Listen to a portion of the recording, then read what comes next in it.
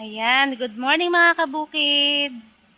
Oh, ang ganda ng sikat ng araw ngayon. Talaga magsisimula na ang summer. Ayan, nandiyan yung aking mga alaga. Diyan, hindi ko na alam kung sa mga nagsuot. Oh, nandiyan din ang aking dalawang aso. Nagpapatakbo-takbo kasi 3 days kami hindi nakapunta Ay, 3 days pala hindi namin naisama ang mga aso dito dahil sirang aming tricycle. Hindi namin na iisama dito. Kaya yan, tingnan nyo naman, panay ang takbo. Yumi! Saan si Yumi? Yan. Ayan na. Yumi! Nasa si Sojo? Ha? Nasaan si Sojo? Hanapin niyo si Sojo. Nawawala si Sojo!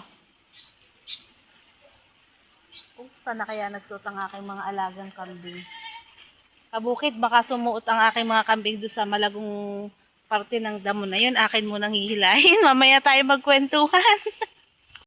Yan na mga kabukid. Ayan, naitali ko na ang aking mga kambing. Yung dalawa ay nandun kasi doon na sila napatigil. Ito naman yung dalawa kong aso. Naglublob doon sa putikang yun na may tubig. Yan o, kita nyo naman ang itim na. Pasasawayin. Ayan.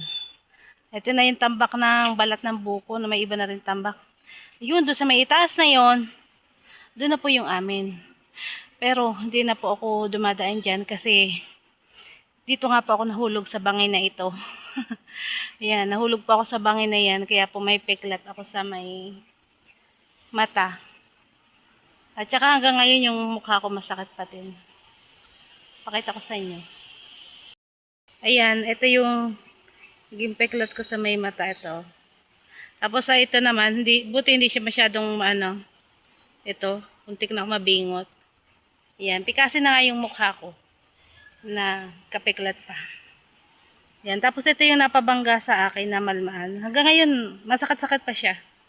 Ayan, para siyang nabingkong. Tumabingi yun.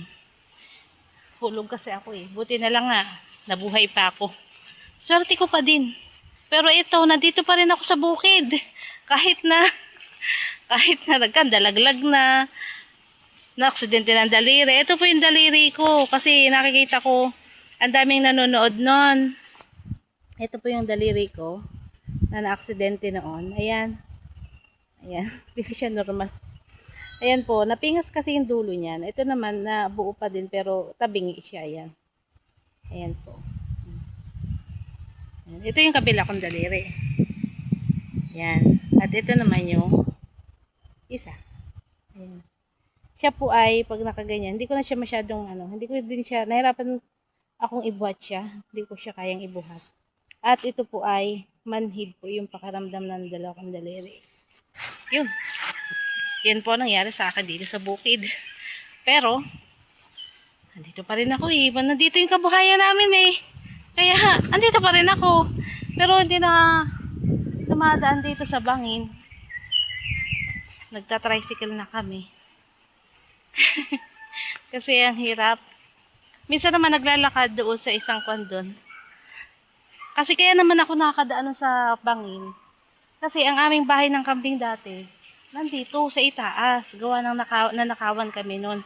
Pero ngayon, hindi na namin pinagpasya namin. Doon na namin inilagay sa may kuran. Kasi ang hirap nga. Kasi papadaan kami sa bangin. Ang hirap. Kaya yun. Welcome back ulit sa bukid. After ng maraming pagsubok. Nung kailan last December na nakunan pa ako. Eh wala, no choice talaga. Kailangan maghanap buhay. Tinutulungan ko yung asawa ko dito.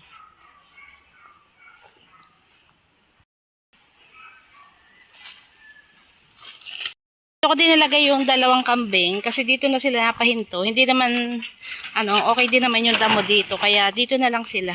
Ang mahalaga dalawa sila kasi kung mag-isa lang diyan ay mag-iiyak yan, hindi na magkakain ng damo. Kaya niya maitsura ng aking aso. Yumi! Ano nangyari sa iyo?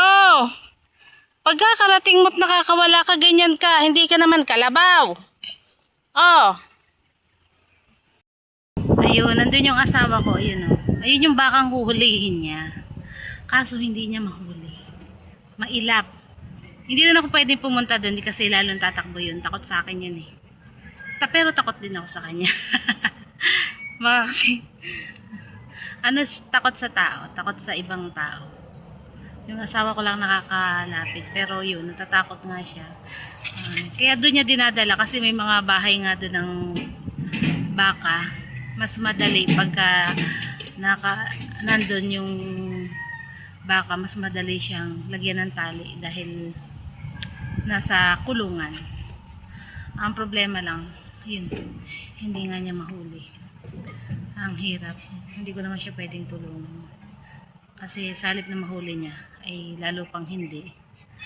Sana ay maging okay naman. Ayan, kailangan niyang mapuntahin doon sa kulungan, makulong niya muna bago lagyan ng tali. Kasi kita niyo naman, yung nagtatatakbo siya. Ang hirap.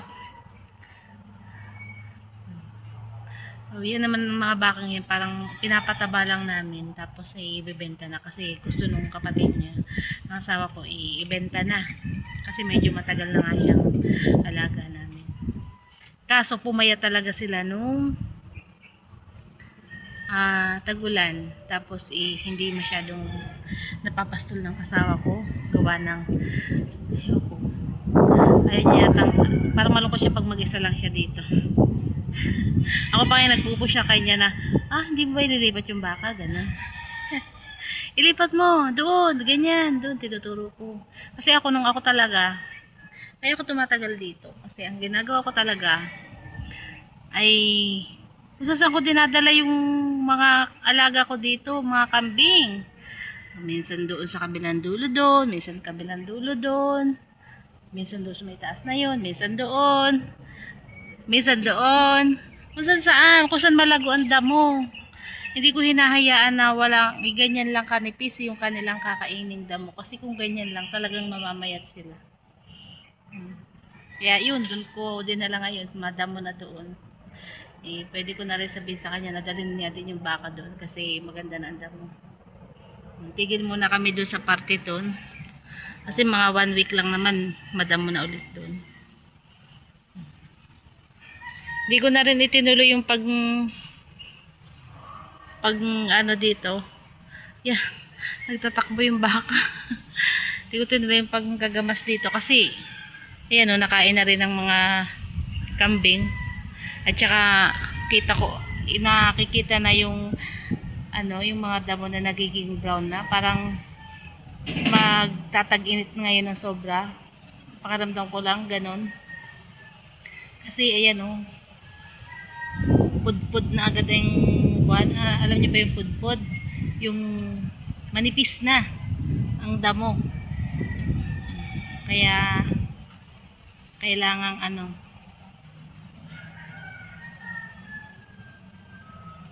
hindi ko na ginamas. Tinitingnan ko yung asawa ko kaya ako napapatigil kasi doon pumunta yung baka sa may bangin. Wag na sana siyang sumunod doon kasi mataas na yung bangin doon Hindi ko naman siya pwedeng punta at lalong magwawala at makapagalitan ba ako pag nagwala lalo yung baka.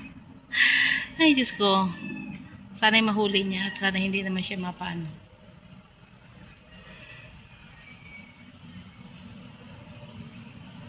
Pagdating ko sa bahay magluluto pa ako kasi kanina naggano lang ako kape tsaka yung maruya na tira ko kahapon